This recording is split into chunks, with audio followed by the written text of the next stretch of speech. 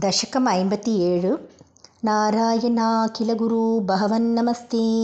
सर्वत्र गोविन्दनामसङ्कीर्तनं गोविन्दा गोविन्द श्रीहरये नमः। रामसख क्वापि दिने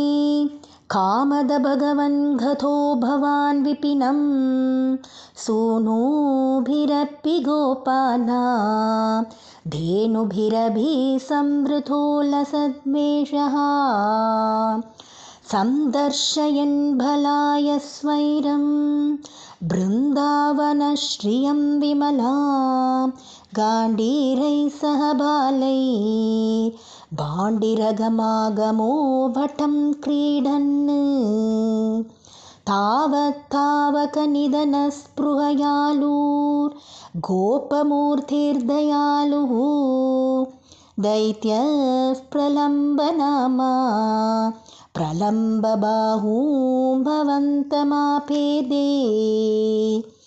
जानन्नप्यविजानन्निव तेन समं निबद्धसौहार्दः वटनिकटे पटुपशुपव्याबद्धं द्वन्द्वयुद्धमारब्धाः गोपान् विभज्य तन्वन् सङ्घं बलभद्रकं भवत्कमपि त्वद्बलभीरं दैत्यं त्वद्बलगतमन्वमन्यथा भगवन् कल्पितविजेतृवहने समरे परयूथगं स्वधैततरं श्रीधामानमधत्ता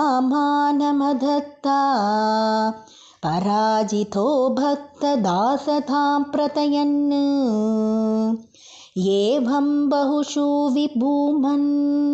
बालेषु वहत्सु वाह्यमानेषु रामविजितः प्रलम्भो जहारथं दूरथो भवद्भीत्या त्वद्दूरं गमयन्तं तं दृष्ट्वा हलिनीविहितगरिमभरे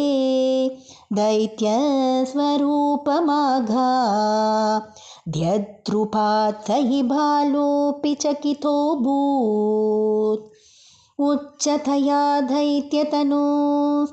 त्वन्मुखमालोक्य दूरतो रामः